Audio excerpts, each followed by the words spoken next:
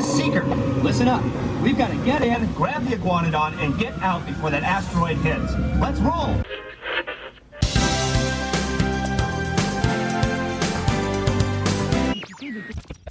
Also in the news, an entire Jungle Cruise tour group has disappeared in the riverfront region.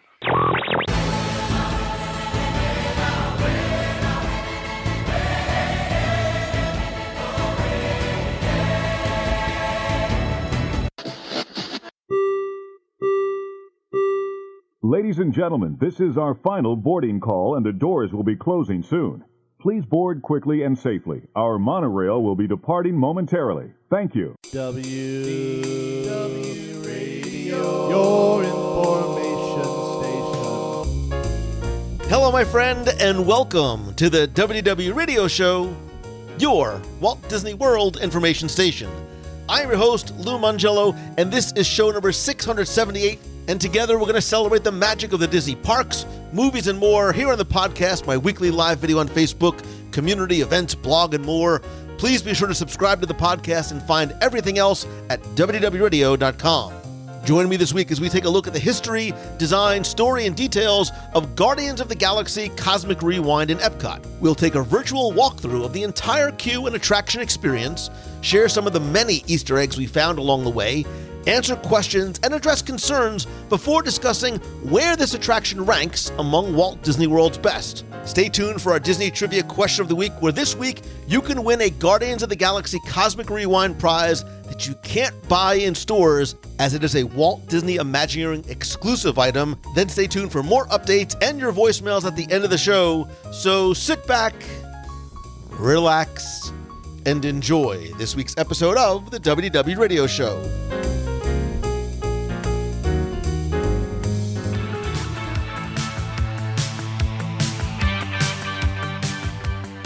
When Marvel Studios president Kevin Feige announced in 2010 that a Guardians of the Galaxy movie was in development, there was this overwhelming collective reply of, who? Like Korath the Pursuer in Guardians of the Galaxy replying to Star-Lord saying that he's Star-Lord. But little did we know that after just a few minutes into the film that we would be all in. And little did we know that we'd instantly fall in love with Star-Lord, a very angry raccoon, a tree with an admittedly limited vocabulary, and a vibe that continues to remain unlike anything else in the MCU. And now, 12 years later, we have the second attraction built around these characters and stories, and the first of a few firsts in Walt Disney World. And so this week, put on your leg warmers and your Z Cavaricis as we take a trip, dare I say a little bit of a wild ride, around the galaxy with some of our favorite super-ish heroes as we look at Guardians of the Galaxy Cosmic Rewind in Epcot Center. And speaking of a couple of far-out space nuts, please let me know if you get that reference, I am joined once again this week by Becky Mankin from MEI and Mouse Fan Travel. And you know that very angry raccoon is my spirit animal, right? And once again, no, there's a nobody lot to come unpack back there. Oh my gosh. And once again, I want to welcome back my friend Jeremiah Good from LaughingPlace.com. I'm putting on some Dracan Noir right now as we put on our Z Cavaricis too. That's scary. I want to welcome you both back to the show. And thank you, by the way, because the only thing that could have made Guardians of the Galaxy Cosmic Rewind better was being able to spend the day and the night and the second day and night with you. And full disclosure, we were all invited by Disney to a preview of Guardians of the Galaxy Cosmic Rewind. I will say this at the outset. We will remain somewhat spoiler-free-ish, but it's really hard to. So if you don't want to be spoiled, go ride, come back. But I think even you can listen to this with a little bit of spoils because we also want to make sure that we point out some of the things that you absolutely need to pay attention to and look for in and out and throughout the attraction. And this really is a long time coming, not just this podcast, but this attraction, because if you remember, this was first announced back in 2017's D23 Expo when they mentioned that there was going to be this, massive overhaul of EPCOT Center. And it was later that year that Ellen's Energy Adventure Crisis was closed. And then it was about 2 years later that they finally revealed the name, which was going to be Guardians of the Galaxy Cosmic Rewind. Let's talk just for a second about this announcement itself, because if you want to make Disney fans lose their mind, tell them something is going to change. So, Becky and then Jeremiah, give me your thoughts about the announcement and the loss of Ellen and the idea of bringing in a new coaster to Epcot Center. And we have to address sort of the Marvel doesn't belong in Epcot conversation that was very quickly brought up on most places. It's a salute to most social media networks, but mostly Twitter. Yeah, pretty much. For me, I was excited because I'm one of those that doesn't really get torn into the tornado of we're losing something and screaming about it. I always look forward to what's coming. While Ellen's was fun, it did actually have a little bit of nostalgia, but I was looking so forward to what could possibly take its place, because technology has kind of changed since that first made its way onto the Epcot stage. And, Guardians of the Galaxy has always been one of my favorite groups within the Marvel universe. So knowing that they were going to bring this new flavor into Epcot, it was weird for me, though, because I was thinking, how could they possibly make this fit into the Epcot story? They figured out how, and it fits brilliantly. So personally, I was all for it. I was excited to see what it was. A roller coaster for me, however, sometimes it can be something that I'm excited about. Sometimes I'm not, because sometimes they're a little intense. So I'm really glad we're having this conversation, because I think it'll clear up the mystery for some people who might be concerned about it. Yeah, I could not agree with you more, Becky. For me, Guardians of the Galaxy, Lou, you touched upon it in the intro. When the movie was first announced, I think you and I may be some of the only people that knew how much fun they could be. We never thought that they would become what they did. Like, those movies, if I had to put in a movie of the MCU right now and watch it, it would be either one or two for the Guardians. So I was lucky enough to be at San Diego Comic-Con when they announced Mission Breakout, and that was, you talk about Disney fans and the change.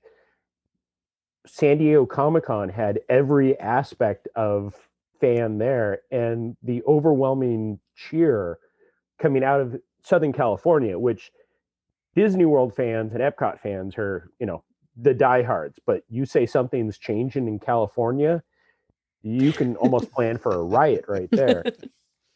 But the Cosmic Rewind, when it was first announced, and the funny thing was, when I was looking back at the history, it was announced, 2 months before the attraction closed? Like, it was done. And they didn't give us time to go, oh no, how dare they? I appreciate how quickly it closed. I would have appreciated opening a little bit quicker, but, we had a pandemic and that kind of stuff. But I love this attraction, and we'll get into more of the details of what I feel like it later on. Yeah, I think there were a few sort of sentiments and feelings at play here, right? There's one, the quote-unquote loss of Ellen's Energy Adventure. Look, I don't think there was a lot of people chaining themselves to the fence that they didn't want Ellen's Energy Adventure to go. I think for a lot of people, it was, hey, we have 2 hours to kill. I need a little air conditioning. My baby needs a nap. Let's call it what it is. But, it's what I call, it's the same thing that Maelstrom had, right? It's the ex-girlfriend effect. You want to make somebody like, no, don't leave me. I love you so much. Yeah, but you never came over. Like, that's what happened with Maelstrom. It's what happened with Ellen's. I think it was also interesting that some people were like, well, wait a minute. Why are we putting a roller coaster in Epcot in Future World? It doesn't belong. But it really was this Marvel doesn't fit in Epcot. Now, look, a lot of us who are Marvel fans were very happy to see anything Marvel coming, but it was how do we connect the dots between Marvel and this Epcot purism sentiment that we feel. And whether it was designed from the very beginning or if it was something that was, OMG, how do we sort of satiate the feelings of these EPCOT fans and make sure it fits in? The fact that they're calling this the very first Otherworld Showcase Pavilion is like the Guardians. It's cheesy and it's brilliant. And I love this twist that you're not coming to World Showcase to visit another country. You're coming to Future World to visit another planet, which is Xandar. Mm-hmm. You're coming to World Celebration and World Discovery to celebrate Xandar. Nomenclature is key, Mr. Mangello. I'm still getting used to just not calling it Future World. Yeah. Yeah, but I think that that's the brilliant part of it, is that they turned it into a showcase, a place to come in and visit the Xandarians and learn about their world. I think that spin on the theming and the story was pretty much brilliant. Yeah, I can remember. Sorry to cut you off. The announcement. Really, we knew three things coming in the announcement. We knew it was going to be in World Show or in Future World. It was still Future World then.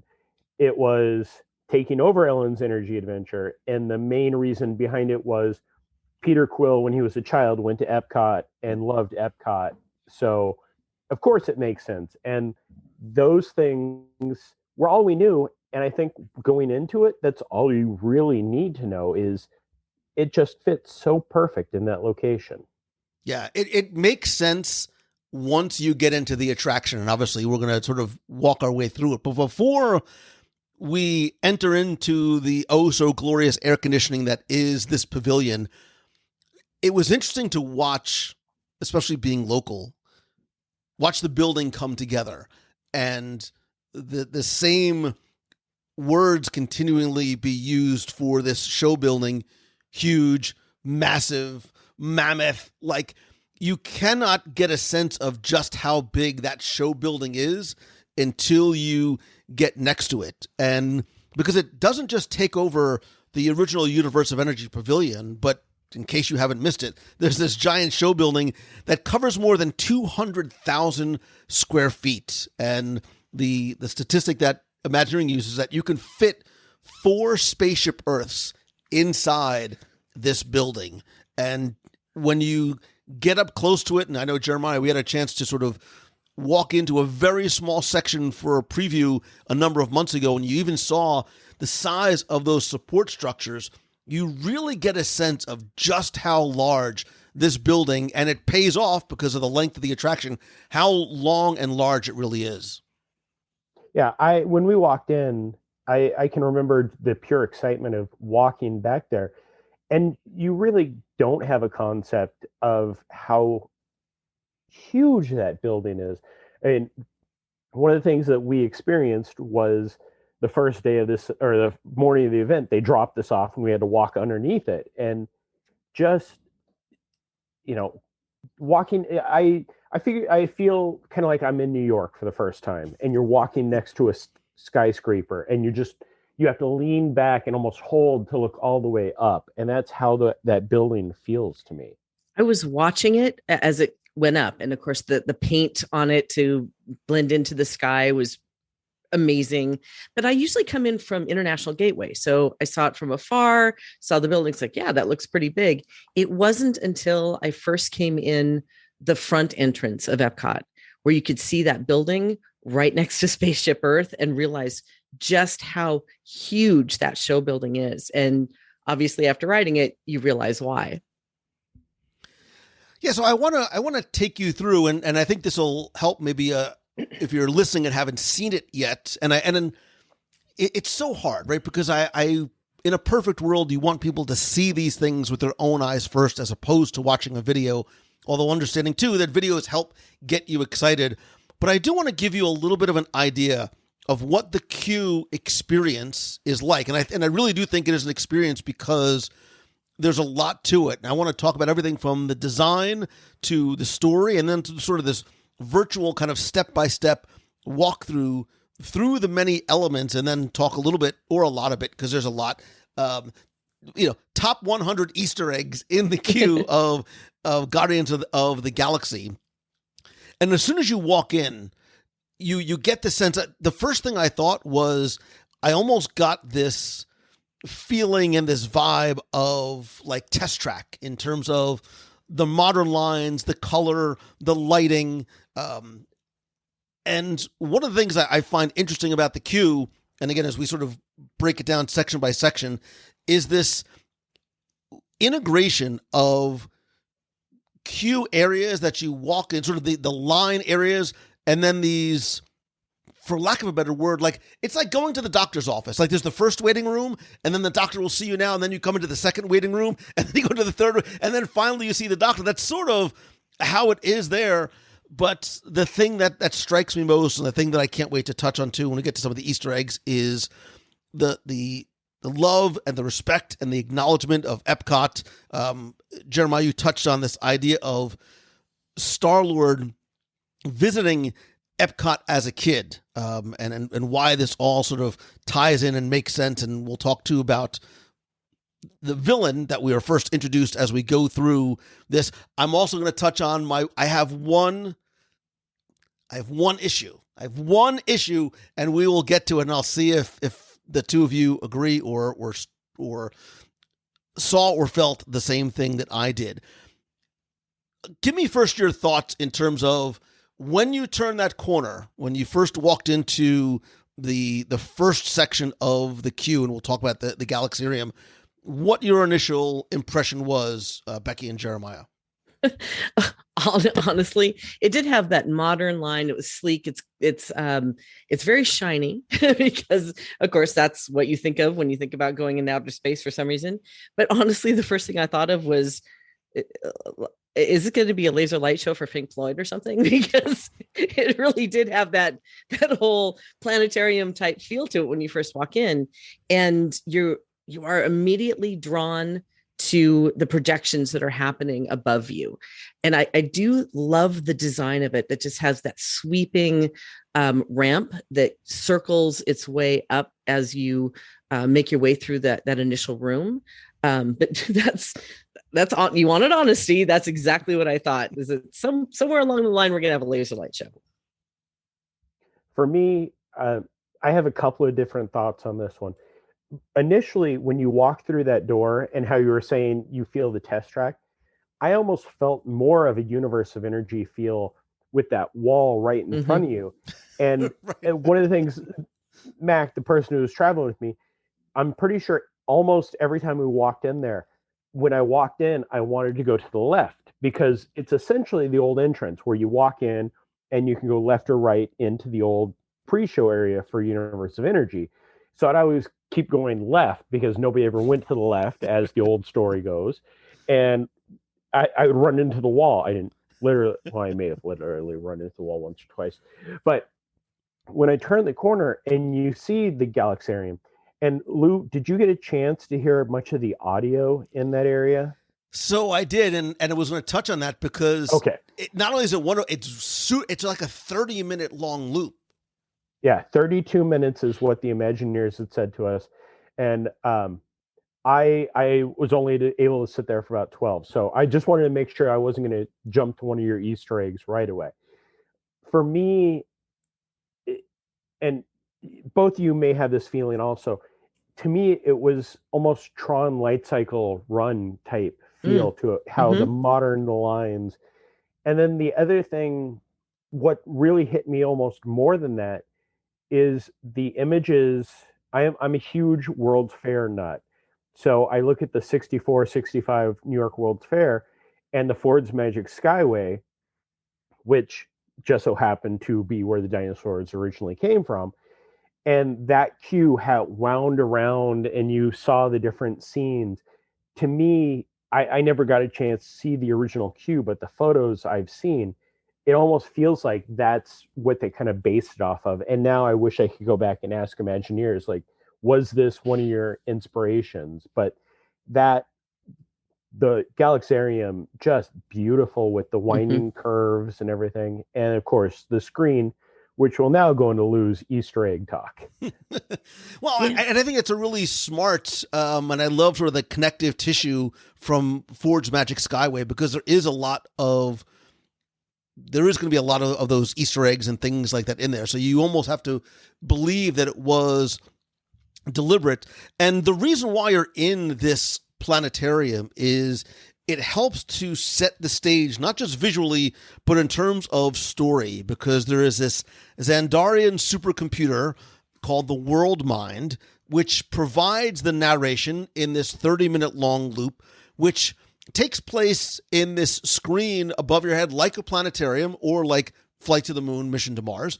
And this supercomputer holds all of the collective knowledge and information and experiences and memories of the people of Xandar. So if you listen and watch very carefully, not only are the visuals stunning, but this is where you start to get some of the insertion of the Guardians of the Galaxy, the Peter Quill story, and his shared memories, his sort of shared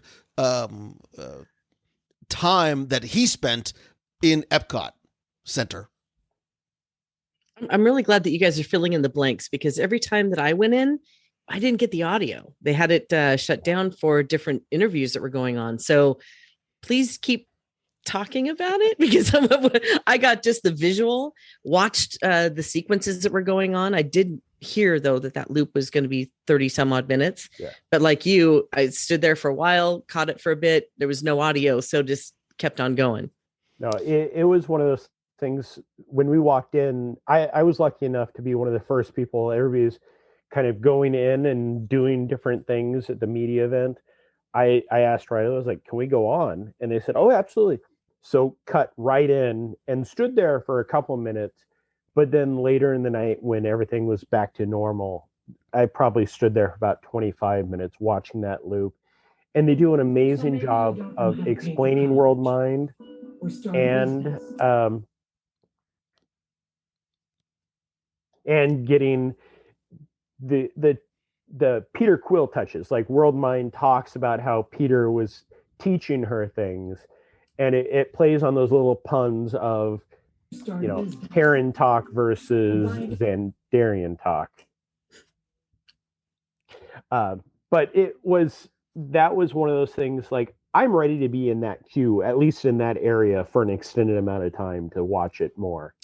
Spoiler alert, Jeremiah, when you go back, you will be in that queue for an extended period of time. And we'll talk about the throughput and the reason. But look, the reason why these things are there. And I think the queue itself is very, very well designed, because again, we obviously understand that we have the privilege and opportunity to see it in a way that most guests don't, but I understand why it was designed the way it was, and I imagined myself being able to spend time, and that's why sort of walking and talking our way through it, because from the Galaxarium, that central planetarium, you go into the second phase of the queue, which is the Xandar Gallery, where you can learn more about the Xandarian people. And it's a history and cultural lessons through vignettes and these holographic type projections and models, and a wonderfully cheesy, as much the Guardians are, nod to Good Morning America with a little Good Morning Xandar. And this it's this wonderful combination, like EPCOT, of being both entertaining and educational, right? In terms of this fictional world of Xandar. There's this amazing model of Xandar that uses that projection mapping technology and this narration as you sort of walk around the model, really making you feel that Xandar was a real place, and talking about everything from the industrial aspects to the environmental aspects, educational, etc. There are models of the Star Blaster and the model in there as well. And I love the fact that the Imagineers literally went to the set of Guardians of the Galaxy to film, I think what they said, like 75 minutes of original content just for this attraction, including interviews with some of the Guardians of the Galaxy. That area, again, when I was lucky enough to run in there the first time, because I've been waiting 5 years for this attraction, we ran through, and the cheesy interview part that you talk about, the Good Morning Xandar, which if you look at any of the photos or when you go through off to the left-hand side underneath the person who's doing the interviewing, one of the logos is very clearly a nod to ABC, like the round logo with the 3 dots. And I was just staring at that. Do you mind if I talk about what Peter Quill says during that time? Yeah. So, again, we all heard the story of why Terra and EPCOT was chosen for the first Otherworld showcase. And one of the things that people have been kind of laughing at, also calling it a little over the top, was during the interview when they're talking to Star-Lord, he goes, I can't wait to get back to EPCOT and ride Horizons and see the energy dinosaurs and hear veggie, fruit. And that was really the only part of the queue that I noticed. And throughout the entire day, I was just giggling nonstop about that. Like, yeah, I'm glad that the Imagineers, and I'm sure Kevin Feige has a lot to do with this because he's a diehard Disney fan also. That nod and that kind of like just jab at us true Disney nerds is what's needed. We need to be able to laugh at ourselves much more than we do. And I think that was a perfect setup for it. And this is where we don't want to say too much or spoil too much, because one, you will be spending some time in there, and I want you to spend time. Like Jeremiah, like you, I went back later on in the evening to do nothing but spend as much time as I possibly could in that queue. I wanted to watch, I wanted to listen, I wanted to learn and pick up as much as I can, because even going through the first time, you're so almost like giddy with excitement and sort of you have your head on a swivel. You're trying to take it all in. It's like watching a Marvel movie, right? You're not going to pick up on all of the nods and the tributes and the Easter eggs. So you're going to spend some time in the Xandar Gallery, and there's a lot to see, and there's a lot to do in terms of that as well. I think it's really, really well done. From there, you go into the phase chamber, and it's sort of where the relatively short first pre-show starts. So your tour of the pavilion sort of concludes here in this phase chamber, which I found, like, as soon as I walked in, I was looking around at just sort of the cool decor inside. And this is where you teleport from EPCOT to the Novacore Star Charter Cruiser, which is this brand new, massive, very cool looking ship that's orbiting Earth. You start to learn about the Cosmic Generator, which is this piece of Xandarian technology that creates those jump points that you've seen in things like Guardians of the Galaxy, which are these sort of wormhole-like tunnels that allow you to travel 2 million miles or whatever it is across long distances. We're greeted again by the Nova Prime, Arani Rael, who is Glenn Close, who looks like she literally just stepped off the screen of Guardian 1. She's the leader of Xandar and the commander of the Nova Corps. And we're also introduced to the commander of the Star Charter, Centurion Tal Marek, who is played by Terry Crews. You know him probably as the Old Spice guy. He was also an NFL player. He's been in a number of movies, and who is fantastic, by the way. And from there, we get this incredible, and again, I don't want to spoil too much, this reveal moment that reminds me of how I felt in Rise of the Resistance the first 10 times I saw it. The first time I felt when I was in Flight of Passage, in terms of you think you are one place seeing one thing, and all of a sudden that entire room changes. Yeah. It was amazing. That feeling, you know what it took me back to? Not a lot of people may have ever experienced this, but if you know where you're going, ever did the Star Trek experience in Las Vegas, which was the first time I've ever had that kind of reveal where my jaw was on the floor, to where one of the cast members walked over and said, "Are you okay?" Because I was just like, what just happened? How did I get here? How did that happen? It was so amazing. And it really had that same feel on that reveal here. Yeah, I walked in. So Lou, you were talking about the pre-shows. There's the first pre-show room with the videos. And to me, that was almost and I don't think this is a complete throwback to Ellen, I agree with you. I know exactly what you're going to say. I agree with you 1,000%. Yeah, the kind of movements of how that worked. And then you walk into the transport room.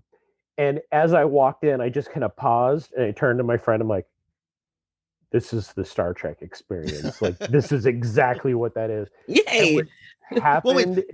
Just quickly, so to go to that first room where we first see the video of Orani Rael, three things struck out. Three things. One, Glenn Close obviously reprising her role. Two, I caught the same thing because the video screen is not eye height. It is up above you. So you have to look up the same way that you had to do in the pre-show for Universe of Energy / Ellen's Energy Adventure.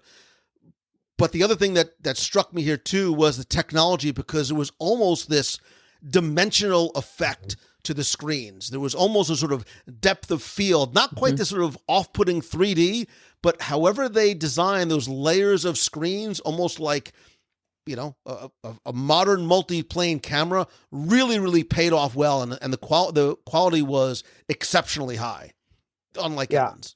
I exactly. That was one of those ones. The first time I was in there, I don't even remember what they were talking about because I was paying attention.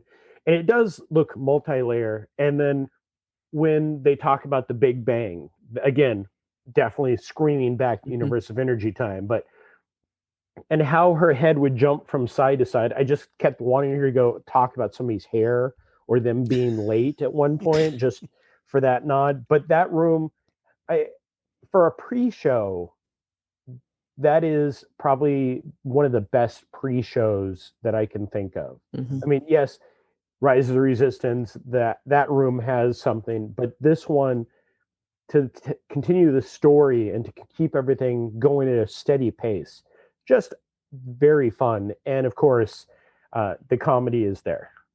And when you go, and Jeremiah, I didn't mean to cut you off, because when you go and you are sort of on the Star Charter, and again, to give quick reference to Terry Crews, who I love his performance. There are a couple of moments that literally force almost everybody in the room to laugh out loud in terms of just the way he's able to change his tone and his facial features. But it's also where we're introduced to the Celestial named Isan, the bad guy, the antagonist of the attraction, who steals that cosmic generator. And you might not know Isan, but you've seen him before. And he is this Celestial who has been monitoring Earth for eons and wants to sort of use this cosmic generator to not travel long distances, but to travel back in time and change the course of humanity. You may remember Isan from such movies as the original Guardians of the Galaxy, because when the Collector is talking about the Infinity Stones, he is the Celestial who mows down that entire planet with the Power Stones. He has this staff with the Power Stone on it and sort of bangs it on the ground and wipes everybody out. And the Collector even talks about how the stones can only be brandished by a being from that has extraordinary strength and is able to mow down entire civilizations like wheat in a field. And I know, Jeremiah, you know probably way more than I do about the comics, but even in the comics, Isan, the Searcher, he's given that name because his task was to go and seek out, and he too had been to Earth before, and in the comics, he went to Florida. So this is one of my all-time favorite things. When I was going nerd dive into this, Isan appeared in Eternals 9. I bought it just so I could have it. I don't have it near me. And, he's a Celestial. We learn more about them in the Eternals, but doing the deep dive into it, and I find out that when he was on Earth, he oversaw an underwater civilization in Miami, Florida. Those were like his base was that.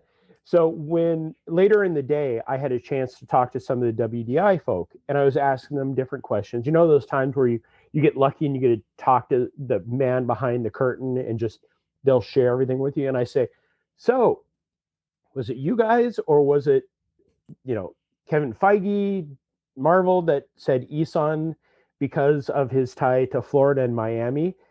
And it was three of them, and they all gave me the look like I just spoke a different language. Not a clue in the world, which again makes me on that nerd level. I feel like my inspiration of Lou Mangello has kept.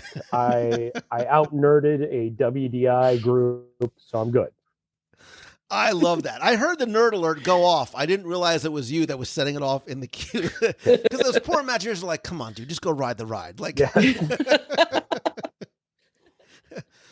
But yeah, it definitely, the Isan part was, it's interesting. And I feel like, I don't know if this is where you were going to go with your one thing, but they don't give Isan enough story or background to kind of go, oh, now I understand all this. This is definitely on our side of, we need to do the research if we want to care why this is a villain. And they give a 2-second summation during the ride, but there isn't the whole background of a Celestial. Right. How do you sort of connect the dots quickly and in a way, because I think the goal has to be this is a family attraction, but it's also one that's not like, you don't have to show your Marvel nerd card to ride. You need to be able to enjoy this attraction without having seen every single movie and read comics from the 80s and 90s. And I think they did that well, because I recognized the character, but I didn't go full on nerd there. However, I knew that something has gone wrong. So I understood that there was a difference in the tone of what was going on around us, and that something was horribly going wrong, and we would have to save the universe. Well, and that moment that something goes horribly wrong is, there's a couple of things about that. So one, when Drax points out that there's this giant being outside the ship, something is going horribly wrong, he steals this energy source so that something is going to happen, with a great Pepper's Ghost-like effect, by the way, in this section. Here is, and I'm not sort of picking nits, but I noticed it the first time I experienced the attraction when I had no phone. I was doing nothing but wanting to enjoy it as a guest. And I heard a voice. I know what you're going to say. And I didn't know who it was. And as I looked closer on the screen and the dialogue continued, I came to know that it was Rocket's voice, but it wasn't Rocket's voice. And I say, look, I bleed Marvel red, right? But the voice was so off, that it was somewhat disruptive. Like, I had to sort of forgive and forget and move on. And in my mind, I'm going, come on, Bradley Cooper, it takes you 10 minutes. Just get in there. I don't know why or how it didn't happen, but that loss of his voice and a little bit of disconcert in the voice actor who, credit to you, but it's a hard voice to replicate, but it was a lot of off for me. It was totally off for me. And it actually started with the commercial that they have been putting out there for the Guardians of the Galaxy, where we know we don't have Chris Pratt because he's behind his face mask, and Rocket throws something at him and he just moves. So there's no voice there, but I don't know if the same actor that's doing that commercial and in the ride itself, but I'm right there with you. Of everything that works so well in this attraction, that is the one thing that was so far off that it made me go, huh? Wait a minute. There's something not right here. And it took me out of story for a second because I was so distracted by the difference in the Rocket that I know and love. Yeah, I very much felt that way. It was jarring because I feel like Rocket is at the point in our lives where that voice is almost up there with Mickey Mouse. We know. I was going to say that. But yeah, going from Mission Breakout, which I don't believe is Bradley Cooper either, but that voice is close enough where you kind of go, is that Bradley Cooper? Mm-hmm. Could that be? This one is so far out in left field, didn't even register. If I was walking in with my hands over my eyes, I would not have been able to go, oh, that's Rocket. And again, I don't know if that's the same voice that does any of the cartoons or any of the other voiceovers, but that one is definitely one of the only nitpicking points. That's and you bringing up Mickey, that was the example I was going to give. It's like if you walk into a room and you hear "Hiya, pal," and rather than the Mickey Mouse voice, you go, "Wait a minute, what?" Well, it's comparable in that when it's off, and if it's really off, it's really off, and even more so because all of the other actors were there. It's like, which of these things doesn't belong here? I'm thinking Sesame Street in my mind, or Electric Company, whatever it was, because it was, and it's fine. Like, you're able to move past it, and well, clearly not, but I was able to move past it and continue to enjoy. But before we get onto the attraction itself, I literally had to break this out separately because I was so enthralled and excited by the Easter eggs that were in here. And I was pleasantly surprised at just how many we have found and heard and saw just on the first few passes through. So wait, Jeremiah, how many times did you ride? 12 times. Oy. Wow. Becky, how many was for you? 3. I come in, I think I was 5 or 6, maybe 6. Well, 1, 2, 3, maybe. I think it was 6. It doesn't matter. Jeremiah, clearly you win. And we'll talk about that re-rideability in a number of different aspects later on. But there were so many great Easter eggs that I found myself smiling about, right? Obviously, we're in EPCOT. There's the Star-Lord connection, universe of energy. But there were things in there. So even like in the Galaxarium, when the world mind starts talking about turkey legs and this fascination with why Terran culture has such fascination, and like it was almost like a Seinfeld bit, like, why only the leg? What about the rest of the creature? Like, and there's this giant turkey leg in this planetarium in the first part of the queue. Okay, that explains a lot. I saw that one of the times I walked through without the sound, but I never heard it with the sound. That No, it makes sense. A whole other thing, yeah. The other thing that one of the others that I loved, that you can hear more than once, was the reference to the old joke, I think originally sort of probably created by cast members, is that when you are being welcomed to EPCOT and then later on you'll hear, as the attraction concludes, Drax talks about whether EPCOT's even a word, and somebody says, well, yeah, it just means every person comes out tired. And I loved, and Disney sort of being able to poke fun at itself and allow that one to go through. Well, that one, so that, one of the things that I learned in my 12 different rides, which I am very thankful that I got the chance to do that. It will never happen again, ever. But the audio cues, there are 6 different songs, and I think what I've narrowed it down to is there are 3 different audio tracks that go to, each of the 2 songs has the same audio track. So there's different little bits that we may get into later on, but the every person comes out tired is only on the One Way or Another and one of the other songs, and I apologize, I can't think of it. But the other one, the one that's on Conga, which out of my 12 times, I had 7 times. Oh. So if I never hear that song again, I'm fine. Huge fan of the Miami Sound Machine. Jeremiah, good. He's wearing the concert shirt right now. So when you're pulling in to the end and Gamora says, "You're back at EPCOT," and then EPCOT. Yeah, EPCOT. Carla goes, "It's EPCOT," and then Rock goes, "Who names these things?" And I just laughed. I was like, "Where's Walt when we need him?" Oh, we'll get to Walt. We'll definitely get to Walt.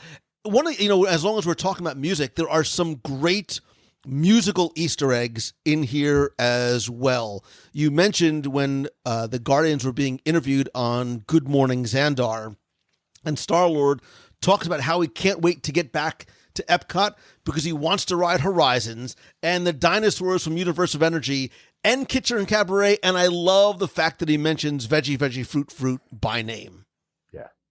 Like if you look, like I posted a quick video on the blog, on my Instagram stories, but when he says that, there's not a lot of people in the queue, but you hear this, like, you can't help but contain your laughter.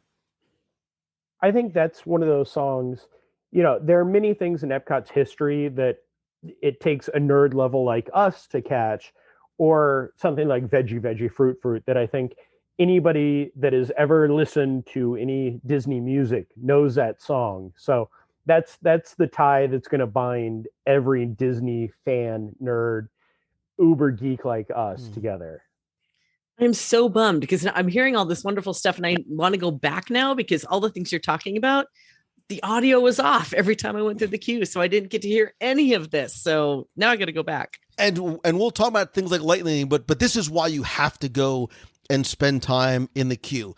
Other things very quickly to listen to, for example, as long as we're talking about music, on ride, when the Guardians fly into frame at one point, if you listen carefully, there is an electric guitar version of the original Universe of Energy theme song. And you can hear that the Celestial says what? something like, yeah, the Celestial says something like, what is that noise? And if you listen carefully, it sounds a little bit like the original Universe of Energy theme song. I think you mentioned earlier before the mention of the Big Bang, and not just in the pre-show, but later on ride, there's a mention of the Big Bang, and then Drax talks about it being the Ding Dang, like on Bill Nye and Universe of Energy. There's also not just what you see in the queue, what you hear in the queue, but what you see written in Xandarian, which is the Xandarian language. There's a lot of translation. It's like Indiana Jones in Disneyland. You should go and try and translate, because there are a couple of columns on the ride where you can see the name Ellen and Alex and Dino and E=mc² spelled out. There is A113 in the queue on one of the video screens that I just had me smiling ear to ear. There's references to Spaceship Earth. They're in the Galaxarium. The narrator talks about thanking the Xandarians and says something to the effect of, if you're able to read the text, thank the Xandarians. And I'm like, I love the thank the Phoenicians reference. That's awesome. Yeah. One of the other Easter eggs, I don't know if you caught it, but when you're aboard the ship after you transport, they have a ship's map, much like every ship does. And they have the different logos of the Universe of Energy, starting with the circling going out. And then it even has what was in the queue area, the original Universe of Energy, when it was on the cubes, how it would form different logos. And we were told that in Xandarian on that, there's many different references. But one of the things that we did confirm is they are not going to put out any type of translator card. There won't be a translation. Good luck on that. We've been working for the past few days to translate as much as possible. So we've got a couple of the words, and it's one of those things of, I took pictures of just about everything, so I know when it does come to the point, I can read Xandarian. Right. Google Translate can't quite do it. Well, I mean, Google Translate can't quite do it overseas in some places either, but it would be interesting to be able to spend some time and go through, because there's got to be countless more Easter eggs in there as well. Three other things I want to quickly mention is there is A113 in one of the video screens. There's also the mention, there's a reference to Maelstrom. There's in the energy schematic, there is this, you're watching a video of some of the weather patterns of Xandar, and it says right underneath that it is a Maelstrom. I have to think that is obviously very, very deliberate. That Xandarian model clearly is meant to be a tribute to the EPCOT model, but I love, and appreciate so very much that on one of the large video screens, Walt Disney comes up. And I don't want to spoil it for you, but they talk about Walt Disney and his Progress City and EPCOT and how this all connects, and sort of the great man and visionary that Walt Disney was. I love that for all of the reasons. Yeah, the connections they did and the tribute. I mean, this not only, I know we're kind of crossing the line, but Connections Cafe has that same type of thing with the map of EPCOT. So what they've done, you can tell Zach Ridley and the Imagineers that are on the EPCOT project care more about Walt Disney than, I don't want to say the people that created EPCOT did, but they're so far removed from Walt. They see him as he is to us, the person who created everything and made everything magical. So them just putting that little extra effort in helps. And it definitely is something, the Q video you're talking about with the energy, that one is, I want to say it's about 13 minutes because I only sat for about half of it. So again, the time you're moving, you're not going to be able to see the entire video. Something more to see. Every time you go back, something different to see. And very quickly, because I know, and I'm not a big Hidden Mickey guy, but I did see there is one Hidden Mickey that I found in that Xandarian city model. You'll see off to the left-hand side, there is a grassy area, and there are 3 illuminated blue domes that form a Hidden Mickey in the grass. So I like the fact that they made sure they were able to sneak some of those things in as well.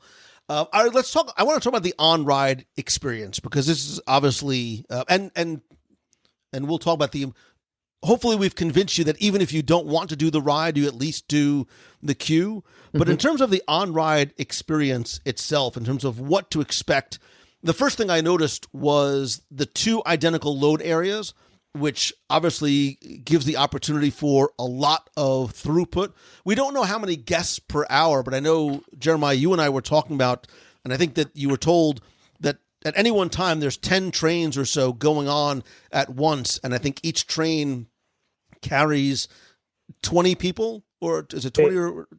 They can have, I think it was 9 trains on the track and 1 for backup, because the cast member was saying that there are 10 trains total. It could only be 8. I know when we were there, they had 8, but 2 of them were dedicated to the on-ride video. And I want to say, is it 5 seats? So yeah, probably 20 people per vehicle. But it was the amazing, like, I've been on coasters around the world, as you guys have, and the load, the quickness, there wasn't a delay. There is no over the shoulder. There is no seat belt. There is pull down on your lap bar, hang on for the wildest ride in the galaxy. And I talked to a number of people about the seats, right? I'm not the biggest guy on the planet, so I can only, refer to myself. There is room for you to put your bag down in between your legs. But I talked to a couple other folks who are both taller and wider, and a couple of larger folks I talked to said they were accommodated not just accommodated, but very, very comfortably. There was a lot of room, to maneuver for them in the seats. And I was really happy to hear that, because I know that some other attractions, sometimes in other parks, they're not able to ride at all. The fact that the vehicles were purpose-built to make sure they could accommodate as many different human and other size creatures was really nice to hear. What was really nice too is that each seat has its own lap bar. So you're not restricted to the size of the person sitting next to you. So for someone who's a little larger and you have someone sitting next to you that's kind of small, it's difficult when you're sharing a lap bar because someone may fly out. Why not? But there is there's a lot of leg room. There's a lot of space to put your bag, like you said. It's very comfortable, and it's easy to get in and out of as well, especially for, those of us who have a little mobility issues when we're trying to get in and out of a chair. There's things to hold on to. You can pull yourself up easily. So it's really well designed. Right. Like when you're in Rock and Roller Coaster, you're in there pretty tight, and there is only a certain amount of tolerance that seat will have for certain size guests, and even your head, you have limited sort of movement by design. But it being so open, there's no sense of claustrophobia in terms Not of a bit. Forget about your head space, but even just your body space as well. Exactly. And as being the resident claustrophobic on this panel, I didn't feel that way at all. And some people do have that enclosed feeling on these types of attractions, but I did not even have one inkling of feeling that I was being too enclosed. Yeah. As somebody who's taller, I've been on a similar attraction in a park down the road, and that is uncomfortable to get into, difficult to sit in. You know, you have to deal with that locking, like, are you going to fit, that pressure? And something that I talked to even before, when cast members had gone, one of my main questions was the size constraints. My boss is a bigger man, so he questioned, would he be able to ride it? And I didn't hear anybody from cast members to us that couldn't ride. And one of the other things that we didn't get a chance to touch upon, I feel, I don't know if you did, Lou, but the disabled vehicle, the back of every car has a special door that opens.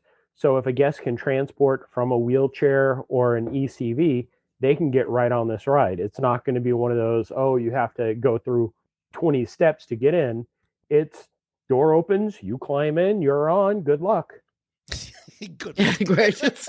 Well done. So reassuring. Hey, well, good luck. Hey. Yeah, well, Becky's talking about people flying out. Well, you know, the other thing I noticed too, it's a simple little design element, but they have if you want to ride, and we'll talk about sort of the optimal place to ride, but they had this sort of little waiting area and sort of almost like a little mini queue if you want to wait for row one, which I really liked. Instead of sort of being sort of pushed off to the side and sort of huddling somewhere, they had this neat little designed waiting sort of space right by the beginning.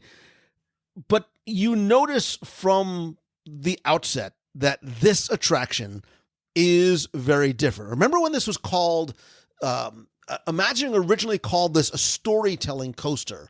And I think it very much is applicable and fits into this. And again, I don't want to spoil too much, but from the very beginning, and that there's almost sort of multiple launch sequences, right? You sort of go out from the loading area, you go up a ramp, and then there's sort of a little mini sort of pre-show scene, and then you have this backward launch, which is just exhilarating. I will tell you now, the only way to describe my first ride is my face hurt. My face hurt because I was smiling so wide. By the way, I was riding by myself. I was smiling. I was like a crazy person. I was smiling so wide. I was laughing out loud. I was singing along. We'll talk about the music. But it is this incredible, first of all, the inside of the attraction itself is pitch black, which I love. There's no sort of light intrusion like the Walt Disney World Space Mountain. You can see sort of elements of light. It's completely black inside, but there is this wonderful combination of both screens and physical objects. And it's not like sort of riding in a dark coaster where you just, if you sit with your eyes shut, it's fine, or even Rock and Roller Coaster where there's a few physical elements. There are both projections and, like I said, large size physical objects, planets inside this attraction. And the reason why I think storytelling coaster is the appropriate term is because your vehicle does move. I think to say that your vehicle spins, it gives almost a false impression. Like I was trying to initially define what it was, and I found myself misspeaking. I'm like, well, it's not, it's not a tilt-a-whirl. Like that's not what it is. It's like a doom buggy. Right. It's like an omnimover in that you are directed towards what they want you to see and focus on. Even as you go down in sort of this spiral helix, it's so wonderfully thoughtful in its design and intent, and it is just non-stop fun. Like Mission Breakout in California, it is non-stop fun from the time you walk into the door until the time you walk back out. Let's go back to that launch for a second, because for people like me, that launch thought, it causes great anxiety, because for some people, you're on these roller coasters, you're going to be from that standing start and you're just going to go, where you have to practice your airline pilot grunt to make sure that you get through that G-force. This was not that. This was amazingly smooth. And when you started turning around and I started getting nervous, my palms started sweating, and I was thinking, okay, I just got to get through the next few seconds because it'll be okay. all of a sudden I'm going, oh, we're going backwards. And there was no feeling like you were going to get hit with massive amounts of G's that make you feel uncomfortable. You were just going backwards smoothly. It was amazing how smooth that transition was. And all of a sudden, like you, I found myself giggling and laughing and singing along as soon as I realized that, oh yeah, first of all, we're not going upside down. So there's no worries about that. I've heard a lot of people be very afraid that it's going to go upside down, that there's going to be some inversions, or some people are also very fearful of scary drops, especially in the dark when you don't see it coming. And that was not an issue with this. Like you said, there's one moment where there is a helix that for people with a little bit of motion issues may have an issue with that, but there's ways around that. We'll talk about that as well. But there was nothing that was scary or overly intense on my body. I didn't feel, like I said, I didn't really feel massive G's or feel like I was being moved in a way that wasn't comfortable. I do agree with you that the motion of the cars is much like Haunted Mansion going 65 miles an hour, but still you have that very purposely direct you here so you can see this really cool planet, or direct you there so you can see part of the story. I will say the first time I wrote it, I literally forgot there was a story because I was so into the motion and the feeling and the excitement and the giddiness, much like the very first time I wrote Mission Breakout, so into the music and so into things that were happening around me, I forgot what we were really doing there, except for having a good time on this attraction. Oh, I absolutely agree. It was my first time. I'm not ashamed to say this. I definitely shed a tear of how much fun I was having.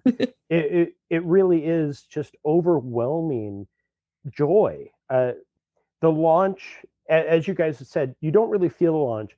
I did a test in my, I hate to say this, 12 times I rode this. I rode just about every vehicle. And the launch, on a normal roller coaster, if you sit in the back, it's the most intense. If you sit in the front, it's if you sit in the middle, it's fine. For this one, if you sit in the back for the launch, it's very unexciting. But the front, because you're in the back of the car, you really feel that takeoff. And one of the other pull back the curtain moments when I was talking to the Imagineers, that launch is the part that takes you from the original Universe of Energy building out into the anti-gravity building. So that quick launch and the beats to it just fit so perfect. I really cannot think of another attraction that I've gone on. And like Becky said, she forgot there's a story. You just get so tied up in it all, and it's so much fun. You forget what's going on. It wasn't until the second time where I actually started picking up on the audio cues, which I'm sure we'll go into in a little bit. But the coaster, for seeing, like Lou said earlier, where we walked and saw some of the inside of the building, seeing that coaster at that time versus riding it at this time, two separate things. Like if I'd never seen the inside, I wouldn't have guessed how high up the coaster is and how far down below it goes, because you don't feel, even the helix, I think at times you pick up on, but it's not too drastic. The one thing I will say, well, we'll go into the motion sickness in a little bit, but I have one piece of advice for that also later.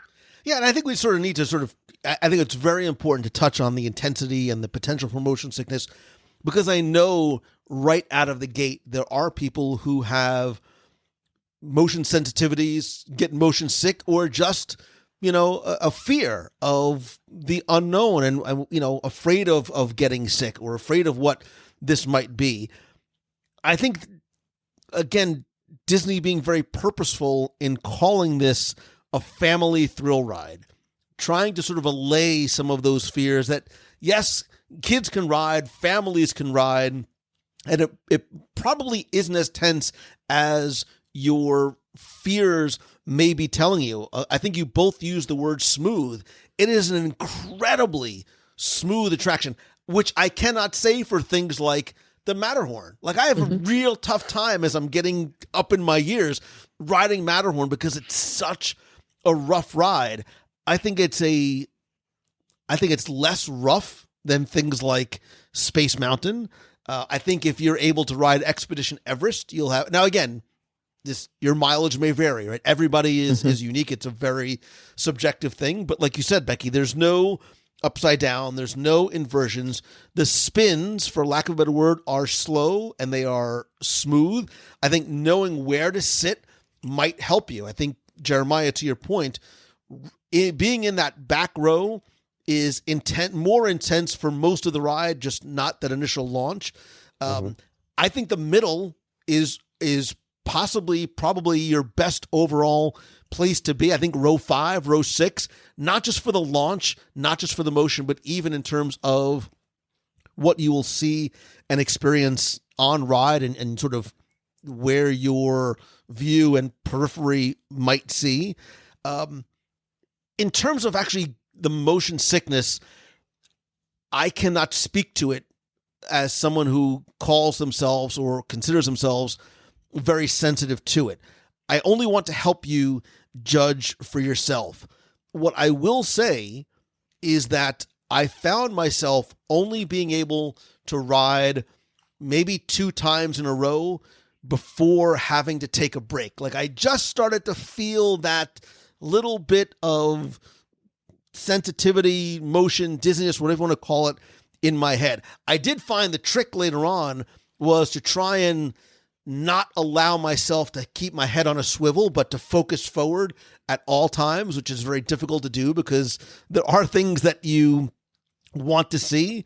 But I think that, if you're able to do things like, look, I feel the same way about Mission Breakout. Like I can't ride Mission Breakout in DCA or even Tower of Terror here anymore more than 2 or 3 times without like saying, all right, I need to take a little bit of a break. I will also tell you too, that if you are sensitive to it, something that helps with motion sickness, I think I talked about this on a previous show, is peppermint, whether it be peppermint oil, like on your temples or under your nose, or even just like peppermint gum or peppermint mints, does help with some of that motion sickness a little bit. So like when I came off the attraction, I put in some peppermint gum and that dizziness went away from me very, very quickly. But I did find that I needed to take a break. So Jeremiah and Becky, what were your experiences in terms of the intensity and motion sickness? Well, for me, I am kind of susceptible to a little motion. So there's some things I can do, some things I can't. Like I'm not sensitive to Mission Breakout. I can do that one after another and be fine. So that up and down motion doesn't get me. But that little bit of spinning or turning me, or even though I'm trying to keep my eyes forward, sometimes it's just hard not to look up and go, hey, what's that? So I took it a little bit farther. I did go ahead and go with the over-the-counter Bonine, which I take a lot before I get on something like this, or it's like an hour before you take 1 or 2 tablets, and I had no problem with it. That Helix on the second time, like you, I rode it once and then I took a break. I didn't want to push it too much. I rode it the second time about an hour later, had another one of the Bonine. So I took 2 between the 2 times.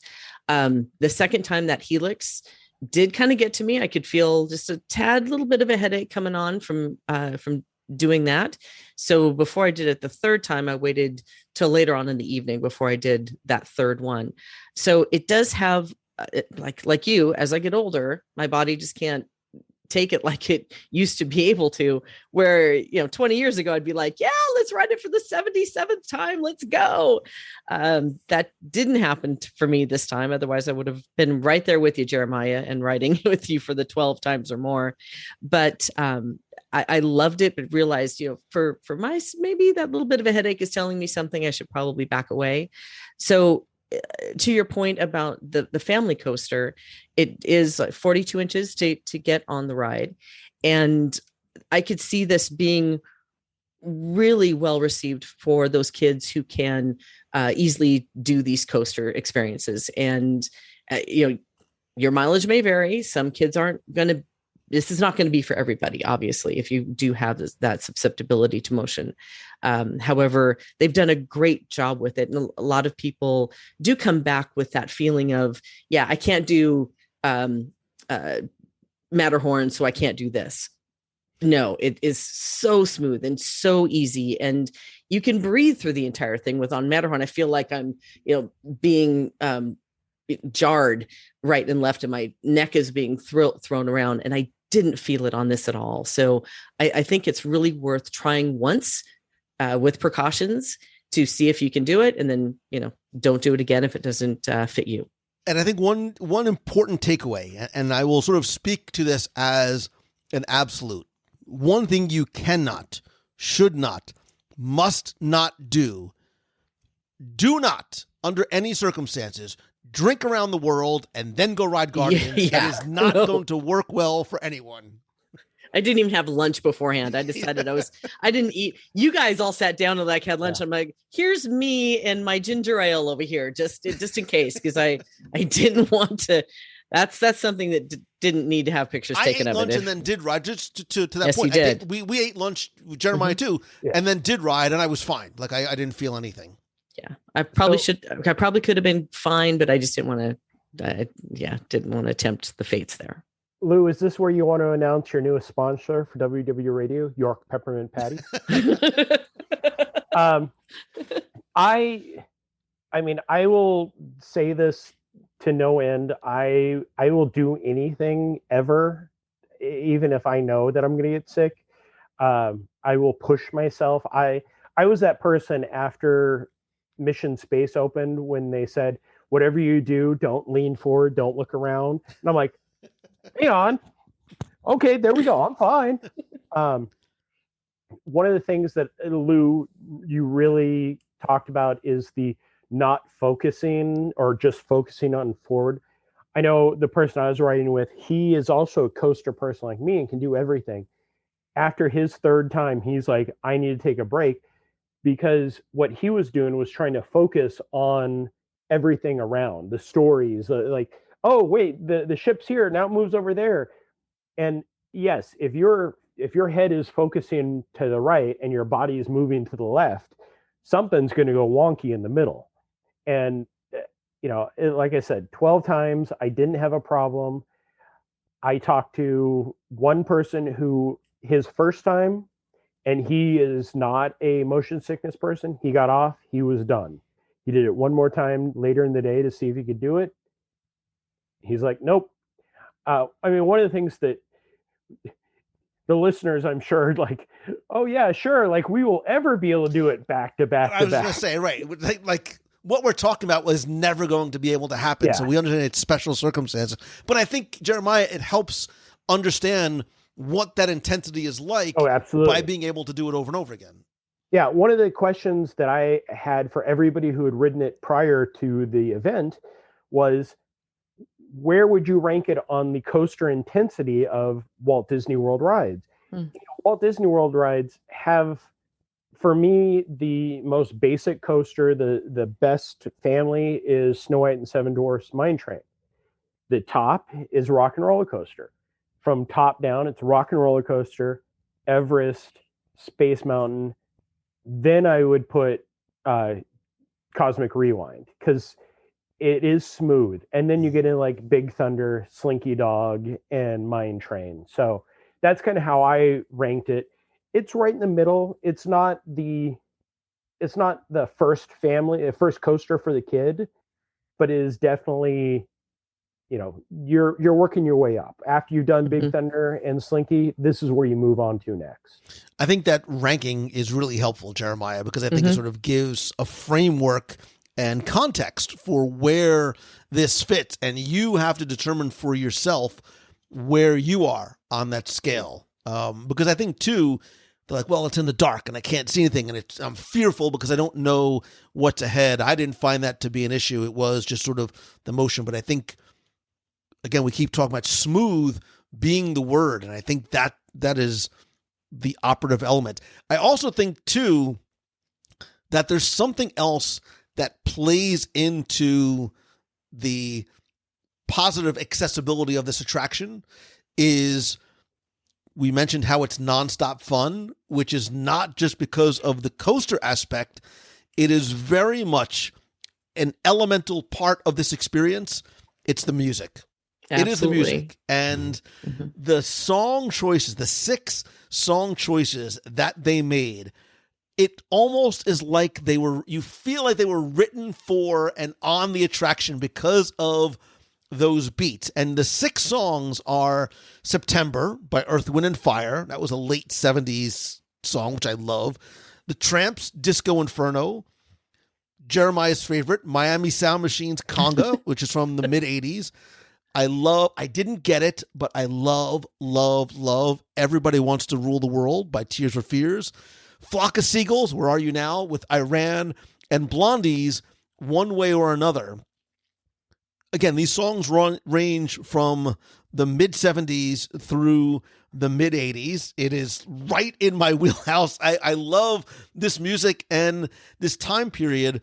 And there's this combination of disco and sort of this more sort of new wave rock later on in the 80s. And then you're like, wait a minute, Everybody Wants to Rule the World is so different tonally and tempo, but everybody I know who got it said, yeah, man, like it just totally works. And it felt like a completely different experience between Disco Inferno and Everybody Wants to Rule the World. So my first ride, of course, I had Conga. If I never have to hear that song again, not that it's a bad song for the attraction. I grew up in the time period of MTV, and that video was a nonstop on there, every other video. So I was never fond of it. And then getting it, the 7 times that I wrote it, just hit that point where all I really wanted was Iran. But my second ride was Everybody Wants to Rule the World, which was a completely different feel. I only got that twice during the entire time. And it is something like the quick snap in your head of, wait, this isn't really the rock song. This isn't the disco song. This is kind of the alt, this and Iran are the 2 that I really wanted. And it works so perfectly, and the beats on it. And one of the worst things is that the second ride that I got this on, or my second ride that I ended up having the song on, was also my rider cam. So you can see me singing along to it to my rider cam. I had Conga twice, go figure, and Iran were the 3 songs that I had. I really wanted One Way or Another. I could just imagine how that would feel as listening to that song, because it's one of my favorite songs from that time period. But it was a different experience between the 2 different songs. And I adored Iran.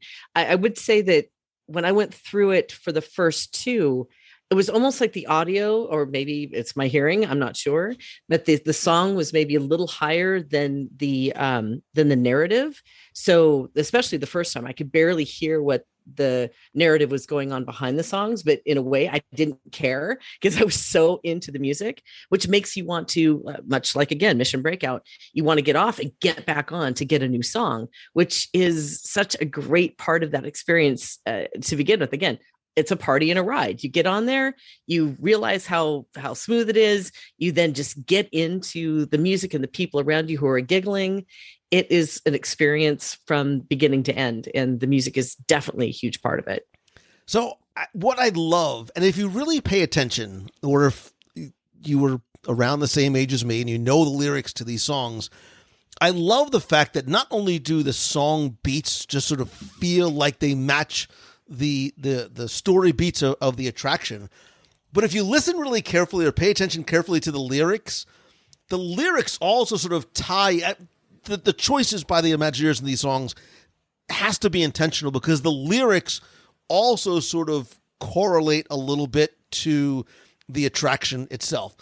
Everybody wants to rule the world. One way or another, Isan, we're going to find you. We're going to get you. Like, I love the fact that they connect those dots for us.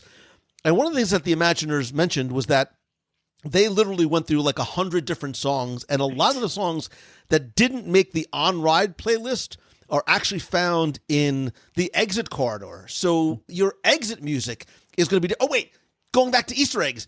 One of the things too that we forgot. There's almost sort of a little Easter egg in the exit corridor, because as you exit the attraction, there is a mirror there. There's almost like a full-length mirror with words written in Xandarian, which is because you're technically backstage, much like cast members are. Before you step on stage, there's a mirror to make sure your costume and everything is appropriate.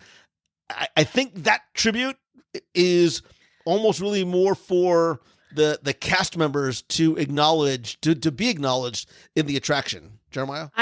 Go ahead. Oh, no, go ahead, Becky. I'm looking for something. Oh, I was going to say, I loved that. That was my favorite Easter egg of the entire thing. When we came down the stairs off the attraction, I'm already giggling like crazy. It's like, wait, look, there's a mirror. And as you remember, for some of us who have long hair, and if you want to look at any of the pictures of me on the ride, I look like Cousin It because your hair is all over the place. I'm thinking, that's really cool. You can stop and check your hair. And then I looked at the writing, which of course needs to be translated. Luckily, I had somebody who could translate it for me. So I do have the full translation of that, the print that's on there, but it is a nod to, like you said, cast members, when you're going on stage, you stop and there's always a mirror before you have those on stage areas. So you can just check your costume, make sure everything is good. So it's kind of set up for those Xandarian, cast members to check themselves before they go on stage. But I love that part of the narrative that's in that translation is everybody neat and pretty, which obviously is a wonderful nod to everything. But the translation I actually have up on my Facebook page, on my Instagram. So Jeremiah, if you need some more letters, I've got all of those. I was actually just looking, Mac, our resident Marvel nerd, beyond me, I know that's something scary, translated and sent it to me. I can't find it, but that was one of the other, when I cornered the WDI folk, we'll just call it what it is, because you weren't meant to go on a ride, or you were supposed to just take a tour and then go down. When you come back onto the ship in your Star Jumpers, you're backstage. And that's why before the final pre-show, the font looks different. The colors are more of the basic gray, and you're all backstage for that, which again, it takes, thankfully, this is where I really learned to appreciate Lou when he first started with the random talked WDI, so we could find out what things were. If not for us and these, random few things, Lou, time to write a new book. These stories wouldn't exist. I mean, most people will just walk off and go, okay, this isn't anything. Just like you guys, when I first saw that mirror, I was like, that's something unique. And then hearing the stories of the backstage, and as a former cast member, seeing that mirror and then knowing that everybody neat and pretty, it just definitely triggered the inner Disney kid in me. Yeah, exactly. I love that. I And just love that. I my hand to God, I'm not kidding. I literally just got a Facebook message from my friend Angela, who says in all caps, which means she's screaming this in EPCOT, pure joy.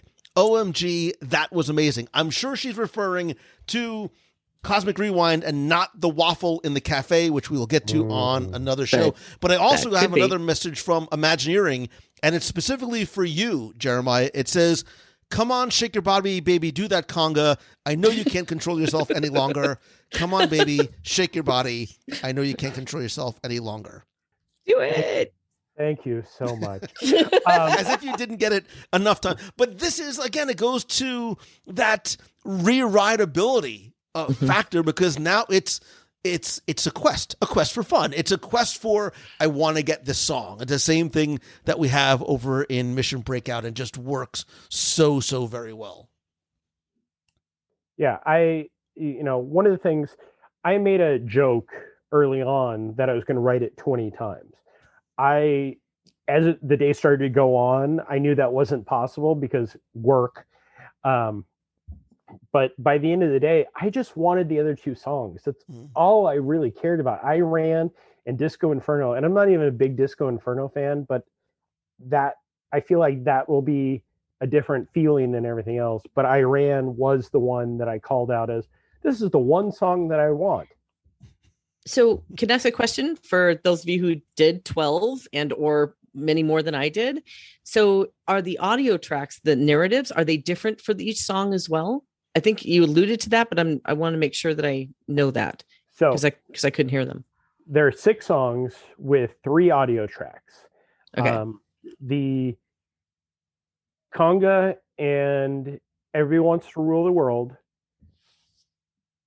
One Way or Another, and what's the other song I'm thinking of, Flew? September? September, thank you. Those are the same, and then I'm guessing Iran and Disco Inferno have the same ones. And there isn't a lot of difference. The Ding Dang, Big Bang seems to be the same on all of them. Pulling into the exit, that video does not have any association with the song, but there are different bits, including probably the one thing I laughed more than anything, when you're going around the Milky Way, Drax has a comment, and both I heard made me laugh till I was leaving the building. I won't spoil that. Good. That's a fun one. That's awesome. It does seem like when you're pulling into the end and it's, every person comes out tired, or Who Named That, those 2 are the difference. And then, of course, Around the Planet, around the Milky Way. Jeremy, I also got another follow-up text message from this anonymous Imagineer who says, burn, baby, burn that mother down, burn, baby, burn, Disco Inferno. Satisfaction came. I'm tempted to sing. I'm not going to sing. Satisfaction came in the come on, reaction. You can do it. Wait, one thing we didn't mention, too, that was a huge surprise to me is we are not getting like very tiny snippets of these songs. This is a very long attraction, like surprise. It is one of the longest, and Disney does not like to use superlatives, but it is one of the longest one of the longest indoor roller coasters ever built, and it feels like a long experience, which I loved. I was expecting it to be over a lot quicker, and it wasn't, and I dig that and appreciate it. Isn't it like 4 minutes? I think. I think it's 3 minutes. I took notes. But it was a pleasant surprise that we've gone on some attractions where you start and it's like, oh, it's over so quickly. Yeah. And I kind of thought that would be it. 3 minutes from the time you leave the load station to the time when you pull in. But again, that can vary. One of the other funny things that I love WDI and their, hey, we're going to tell you a great story. You will never experience it, but I'm going to tell you a great story. Apparently, if there's a delay when you're on the attraction, Terry Crews's character comes up and it has some very funny and Easter eggy things to say.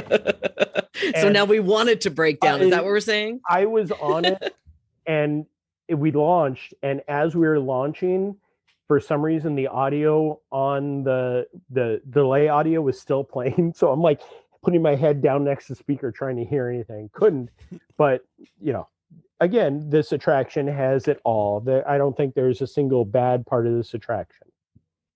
I do want to quickly mention, without going too far into it, because I did post photos and a short video, but when you exit the attraction, you don't exit into a gift shop, but you do pass one along the way. You need to go into the Treasures of Xandar. Not just because those amazing retro vibes continue, but I love how, again, according to story, the broker from the original Guardians of the Galaxy, he is the one who is offering up these Guardians of the Galaxy themed clothing items, costumes, toys, collectibles, home decor, accessories, and the story is that the Xandarians hired him to open up this new merchandise location on Terra, and there are all these different product lines, including What If the Guardians were rock stars, which was inspired by concert tees of the 70s and 80s. There's the Heroes of Xandar collection, which allows you to imagine you were one of these galactic, not like a Buzz Lightyear, but a galactic hero There's the Through the Eyes of Quill collection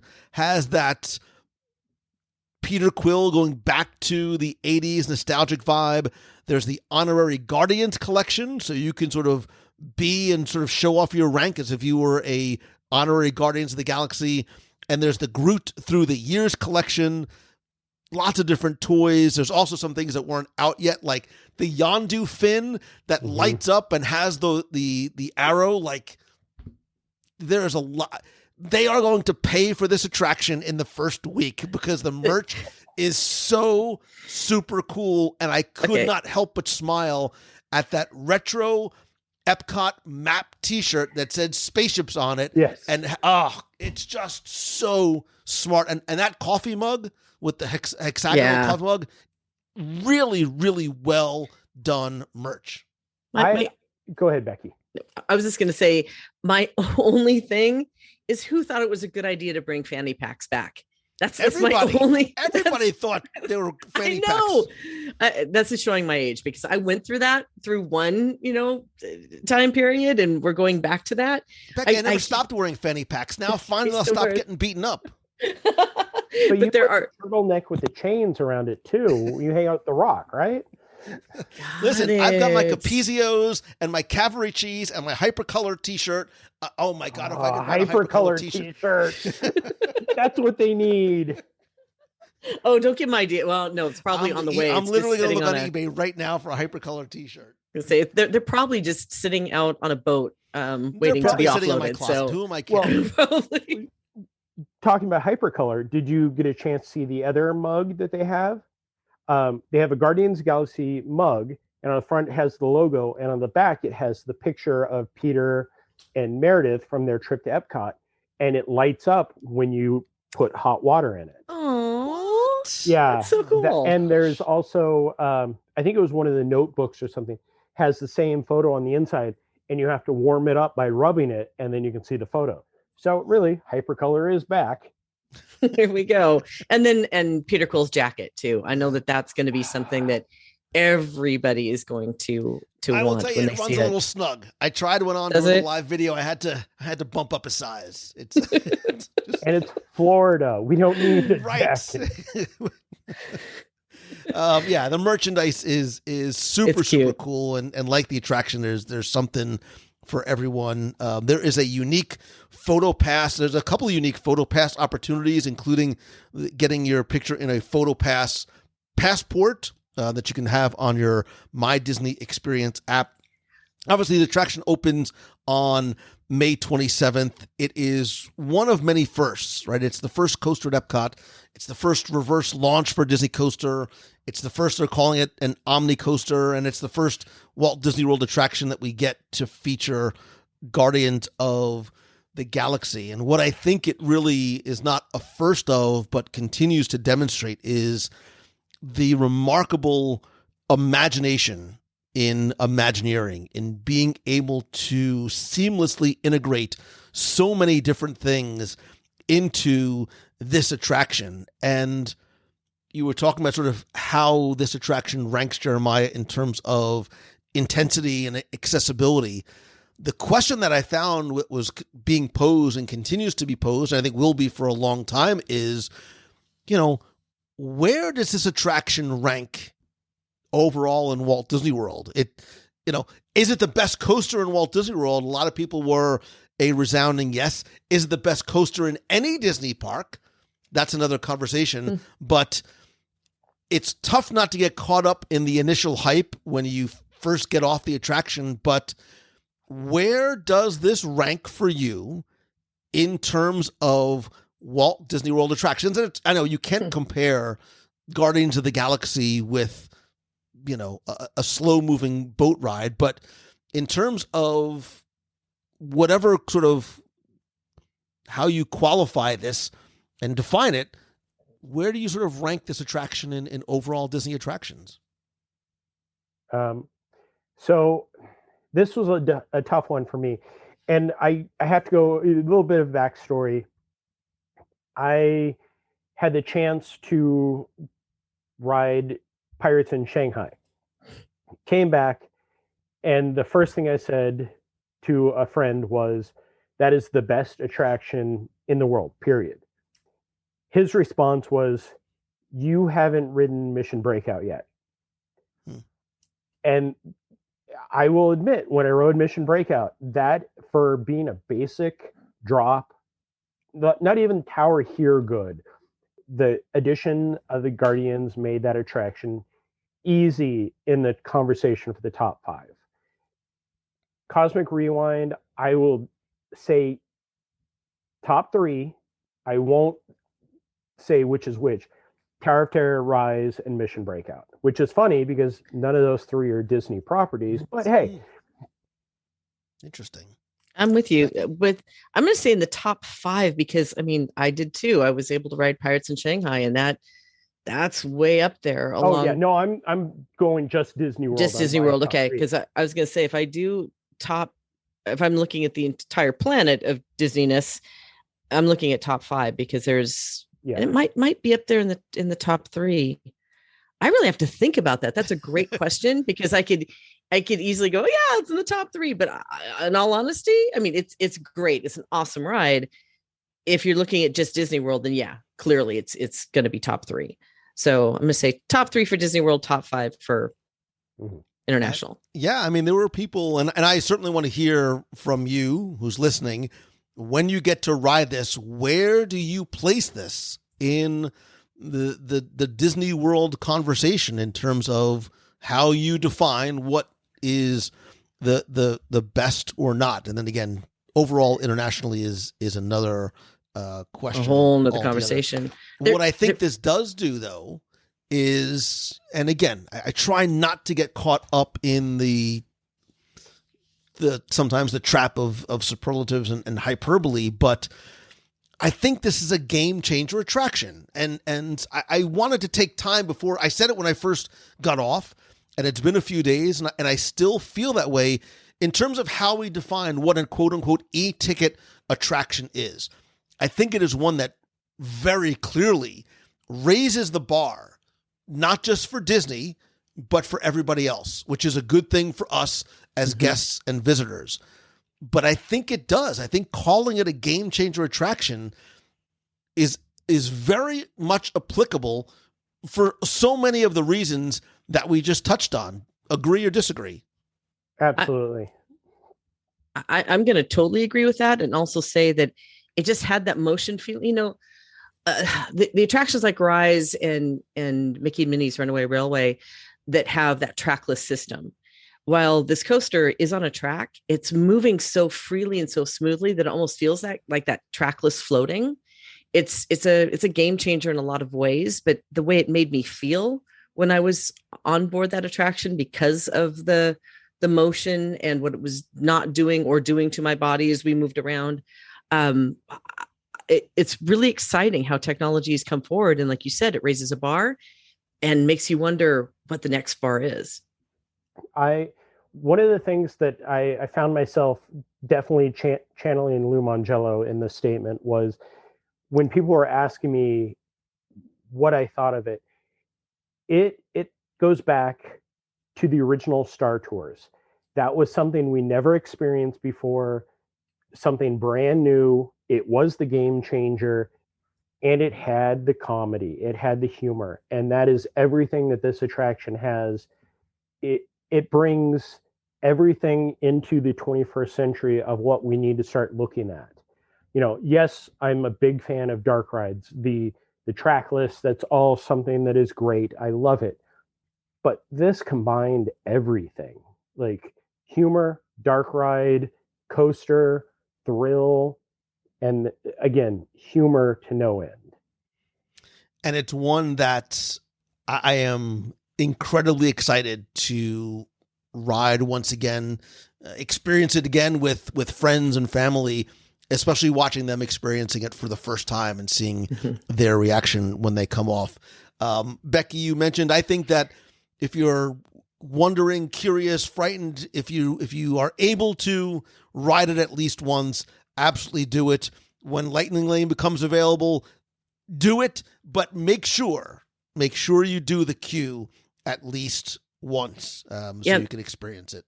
And there was one other thing in the queue that I wanted to point out too, because you were talking about, we were talking about the photo pass and the pictures that we ended up with. And again, Cousin It picture was going to be fabulous. But remember when you're moving from the first room to the second room and they had that cube, the QR cube, which make sure to scan that so that it automatically connects to your My Disney experience so that you do get that photo right when you get off the attraction. I loved that ability. So you stop and it does say it's this little QR cube and it does tell you what it's for. So it's, not an Easter egg per se, but stop and get that so that you can immediately see those pictures so you can take a look at how funny you looked like I did. You wrote it. Any, Jeremiah and Becky, any last thoughts? So Lou, do you mind if I do one plug for something that is not our normal area? The first thing I noticed when I got off the attraction was something that is very unique to only 2 attractions in Epcot. And one is Mission Space and one is this attraction. An open top trash can. So there's a long story behind the open top trash cans that goes back to Mission Space. But I stepped off and the first person I thought of that I had to contact, and this is something that is going outside the norm of the Disney groups, magicaltrash.com focuses on trash cans of Disney parks around the world. I'm not saying that I've submitted and probably have featured more trash cans than any other human being in the world, but that just the fact that they brought in the open top trash cans. And when I asked the Imagineers about that, they said, oh, well, because this is supposed to be backstage, those themed trash cans that you see, of which there are 2 different ones throughout the queue, don't fit in backstage areas. So they just left the open top trash cans. Those of you that can read between the lines understand why an open top trash can on a coaster that does have some spinning factors may be a good thing right there to unload. A little out of this world protein spill. Yeah, exactly. Ew. So having said that, I'm going to make sure that people know just what you said, that you probably won't have to use it. Yeah. So just make sure that you give it a try. Don't be afraid of it. It really doesn't have the elements that you may have experienced in Rock and Roller Coaster or others that make us kind of step back. Again, smooth, easy, doesn't flip you upside down. The launch is easy on your body. The middle row, I'm right there with you. I did the last one, I did something that was a little closer to the front, but it was a little bit more intense. So I would say that row 5, 6, or 7, and you can ask for those rows. So don't be afraid to ask for the rows if you want to. So just give it a try, because I think you'll have a great time, a party with your friends, and see how many of these songs that you can get. And if you have the opportunity, the only thing that could make your ride on Guardians of the Galaxy Cosmic Rewind better is, like me, I had the very fortunate occasion to ride with Jeremiah and Becky. So if you happen to see them in the parks, grab them and ride with them, because it only enhances your experience. Jeremiah Good from Laughing Place, tell people where they can find you. Laughingplace.com, laughing_place on Twitter and Instagram. I'm just at Jeremiah Good on all socials. I'm always in the park. Well, most of the time I'm in the park. And I'm just happy to be here, Lou. Thank you for the invite, sir. And Becky Mankin, now that everyone's excited to go and ride Guardians of the Galaxy Cosmic Rewind, tell them where they can find you and book their trip over at Mouse. Well, I'm going to tell them for you. Book their trip over at mousefantravel.com. Mousefantravel.com or MEI-travel.com. And I am Becky Mankin on all the socials. So follow along. I will put links to all of those in that. Wait a second. What? The texts are literally coming in. Oh, no. And nobody knows that we're recording. It just, hold on. This one says, wait, I can't stand this indecision. Married with a lack of vision. Everybody wants to rule the world. Say that you'll never need it. Only headline, why believe it? Everybody wants to rule the world. Jeremiah, Becky, everybody at WDI, the incredible cast members, thank you for this gift of Cosmic Rewind. I can't wait to do it again. I know. But I don't want to ride with Jeremiah because he's going to end up getting Conga one more time. I know. I don't want to ride with me either because I already got it twice. I want to get one way or another. If you could go and pick whatever song you wanted, which one would you pick? Go. One way or another. Maybe September? September? No. So September was I had two that I did not want. September and Conga. And September wasn't bad. But in my head, I only have September stuck from Night at the Museum. And that's all I can think of when I hear that. So that killed it. Do you remember do you remember the 21st night of September? Love was changing the mind of pretenders, chasing the clouds away. Our hearts were ringing, and the key our souls were ringing.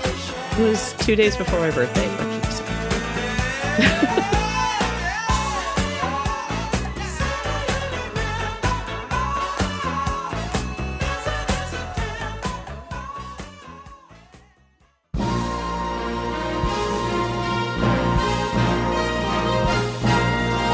It's time for our Walt Disney World Trivia Question of the Week, where you can test your knowledge or your memory and enter for a chance to win a Disney prize package. This week's trivia contest is brought to you by you, because as part of the WDW Radio Nation, you help bring every episode of WDW Radio to life. Every live broadcast, the contests and giveaways are all thanks to, by, for, and about you. And you can find out how you can help the show for as little as $1 per month and get cool exclusive rewards every month like scavenger hunts, trivia quests, participate in our group video calls, get access to our private Facebook group, shirts, stickers, monthly care packages, and much more. I want to thank some of the new members of the WDW Radio family, including Samantha Spina, just John, Jackie York, Elizabeth Stuckman, and Amanda Messina. I sincerely appreciate your love, support, friendship, and help. And of course, don't forget that a portion of your contribution goes to our Dream Team project to benefit the Make-A-Wish Foundation of America. Thanks to you, we've raised more than $550,000 for Make-A-Wish to help children with life-threatening illnesses and their families come to Walt Disney World. To find out more, join the nation. You can visit www.radio.com/support. Now, before we get to this week's question, let's go back, review last week's, and select our winner. So last week we were talking about Disney's Fort Wilderness Resort and Campground and some of the lost concepts that never were, including the oh so very fascinating Mark Davis concept for the Fort Wilderness Funhouse. But your question last week was to tell me, what is the name of the beach at Fort Wilderness? Thanks to so many of you that entered, got this one correct, and knew that the answer is, of course, Clementine's. And if you've never been there before, it's actually one of the largest beaches on Walt Disney World property, definitely one of the shadiest of all the beaches, and a great place to watch the electrical water pageant at night. Anyway, I took all the correct entries, randomly selected one, and last week you were playing for an exclusive WDW Radio pin, keychain, and bonus mystery prize. And last week's winner, randomly selected, is Chris Bonifacio. So Chris, congratulations. I have your shipping address. I will get your prize package out to you right away. If you played last week and didn't win, that's okay, because here's your next chance to enter in this week's Walt Disney World Trivia Challenge. So this week, we're obviously going to stay with and at Guardians of the Galaxy. And this week, I want you to tell me, it's not really a Walt Disney World question, but tell me, what are the names of Peter Quill's ships, plural, in the Guardians of the Galaxy film? Now, you already know one. I talked about it on this week's show. It is from his 1980s TV sitcom Crush. And as for the other, it's mentioned in the second Guardians film. It's also from the 80s. Ships are usually named after women. I'm saying too much already. You can figure it out if you don't know it already.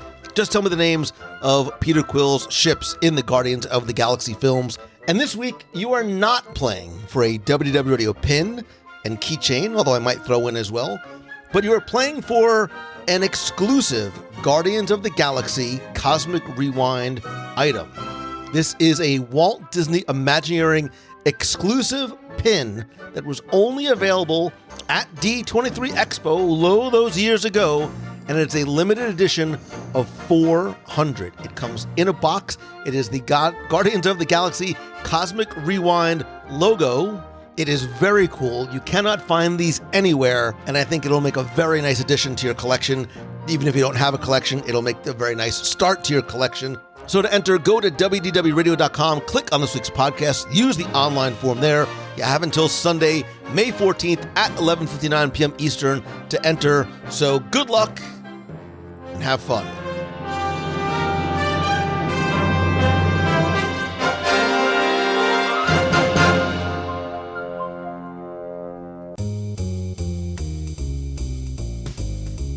that's going to do it for this week's show. Thank you so much for taking the time to tune in this and every week.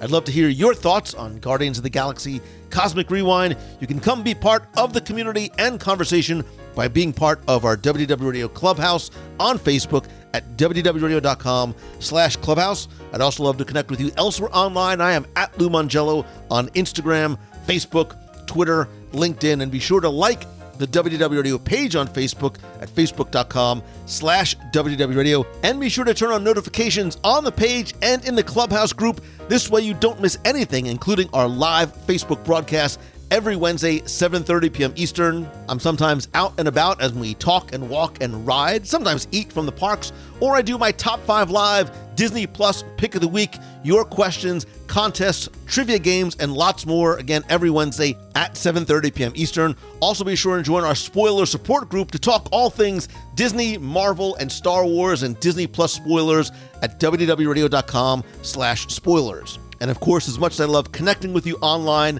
nothing continues to beat a handshake and a hug. And if you go to our events page at wdwradio.com/events, you can find out about all the events we have coming up in person, on land, at sea, in May. Stay tuned for our meet of the month. I'm not sure exactly when that's going to happen. I'm also going to be live next weekend from MegaCon in Orlando. If you're going to be there, let me know. We can meet up and say hi. I'm also going to be at Star Wars Celebration in Anaheim Thursday, May 26th through Sunday, May 29th. And in addition to going live from the show floor, which is why it's important to turn on notifications, I'm also going to be recording a live podcast on the podcast stage at Celebration. So if you're there, come be part of the audience. I'm going to have giveaways, including some special stuff from the Star Cruiser. And then obviously I'll have that episode up in the feed once I get back. On the events page, you can also find out about our upcoming cruises, our October 1st cruise on the Disney Wish, our Very Merry Time cruise on the Wish December 5th, and our April 15th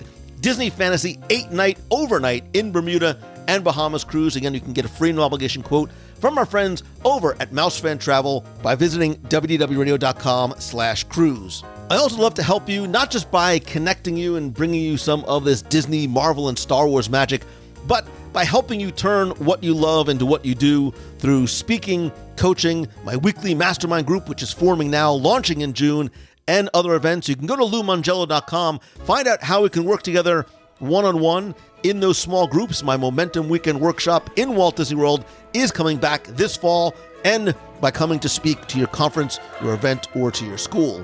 And if you like the show, and I hope that you do, all I ask is that you please help spread the word. Share a link to this or your favorite episode on social. Tag and invite a friend to watch, be part of the community, the conversation, and to subscribe to the show. And if you can, take just a couple of seconds to rate and review the show over at Apple Podcasts. It is incredibly helpful. I want to thank some recent reviewers like Victoria B523, who says, "It's full of heart. Lou truly loves Disney and will make you too." And M Mouse 20,000 says, "It's clean, kind, and educational. I'm a high school special ed teacher." Quick aside, thank you for what you do. And worked as a lifeguard at Typhoon Lagoon with the college program back in 1996. I'm a lifelong Disney history nerd, always eager to learn new tidbits. Thank you for a podcast that is clean, kind, and free of politics. Always has been, always will be. I never have to worry about the content no matter who is in the car. I do that by design, believe me. We don't get to Walt Disney World very often. Our last trip was 10 years ago, but we're planning a holiday this trip this December. I'm excited to get in the car each day to listen and learn. This was definitely God's calling for you. Blessings, Teresa Ireland. Teresa, thank you so much. I'm incredibly grateful for what you said. And just to to reiterate a point, being clean, being kind, and just talking about the things that simply make us happy about this place and the things that we love is what this show is all about. It is meant to be a way and a place for you to go and escape, even for just a little while, from the realities of the real world. And my hope is that the positivity and the feeling that you get by listening will carry forward, because I really do believe that if you spread positivity, positivity will spread. There's a reason why I talk about choosing the good in what and who you encounter. There's so much to be happy and thankful for, and there's so much out there that is negative. Finding and choosing the good is more important than ever, and it's up to you to do that and to share that with other people as well. So thank you. I know this was a long episode. There was a lot we wanted to make sure that we covered about our excitement for Guardians of the Galaxy Cosmic Rewind. And I just want you to know how much I love you, how much I appreciate you. If there's ever anything that I can do for you, please just reach out and let me know. I hope that this is your best week ever. I look forward to seeing you again here next week and on the live broadcast this Wednesday night. So until next time, see ya. Hi, this is Jen from Connecticut. I've never called before on a podcast, but just wanted to say thank you for your podcast. I just discovered in the last few weeks. Like, bringing back being home. It just makes me feel so crazy because I'm the only one that my people that love Disney as much as we do. But anyway, the smell podcast. And my smell isn't unique to Disney World, but more Florida. And I used to take students to Disney World on a field trip from Connecticut as students who would need a lot of fundraising to go. And it was the smell first thing in the morning. I'd get up really early to get my coffee before I started waking kids up to get ready. And it was that humidity smell. I don't know if it is humidity, but that smell of Floridian morning that just makes me think Disney World. It just makes me instantly smile when I'm there. And just brings floods of memory of nostalgia with my own family and then being able to fundraise and bring students to go.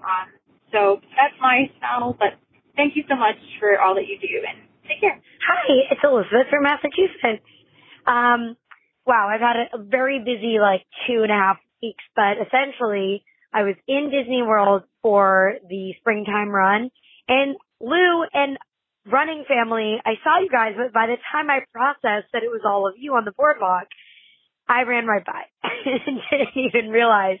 And then we all know that if you try to turn around on that course, it's not happening, and not really safe. But anyway, it was so nice to actually see you guys in person, even though you didn't know I saw you. And then number 2, I was back in Disney World again this past weekend, over the Easter weekend with an old college roommate, and just got to enjoy Disney World together, which was a ton of fun. I had some GVC points I had to use before they expired, so we got to use them, and it was fabulous. So can't say enough nice things about Kidani Village and the Savannah rooms and how fabulous and immersive they are.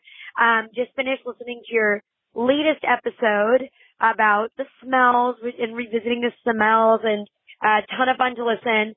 My number one smell, 100% no matter what, or I guess it's kind of 2, I'm cheating. Jungle Cruise, the queue line smell, how it kind of smells like rope and wood, I guess is the best way to describe it. But then there is a slightly, I guess, musty, but also just water smell that you obviously have while you're on the attraction. That for me is my number 1. I was mesmerized by that ride as a small child, and to this day, that smell brings me right back to Disney World and my first memories being there. And then my second one, just as an adult, because Pirates of the Caribbean is definitely probably my top 2 favorite attractions, as I've said before, calling it. That smell is just unmatched. And Lisa's candle for it, the Castillo del Moro, is fabulous. Fabulous. I've bought them before. It's the perfect, fiery, kind of musty scent that you get in that attraction. So she does a fabulous job. I cannot recommend her candles enough. And you can tell that they are made with all the Disney magic love that she, as a person, also has and communicates about. So yeah, awesome show. Just wanted to say hi. Hope everyone's doing great. Stay magical, make someone else's day magical, and be magical. Talk to y'all real soon. Bye. Hello, Lou Mangello. It's Darlene Nagy, formerly of West Seneca, New York, and currently living in Central Florida. And just want to say thank you for having that meetup at Everglades Donuts at Disney Springs this past weekend. It was a beautiful day. There was no rain. And it was so nice to see our WDW Radio family. And the funky chicken was everything you ever told me it was. I finally had it. I shared it with Debbie. And now to the countdown. We have the WDW Radio Disney Wish inaugural cruise in 96 days. I'm sure Lou is like going 96 days. What? Have a magical day. Stay positive like Lou always says. Love and hugs.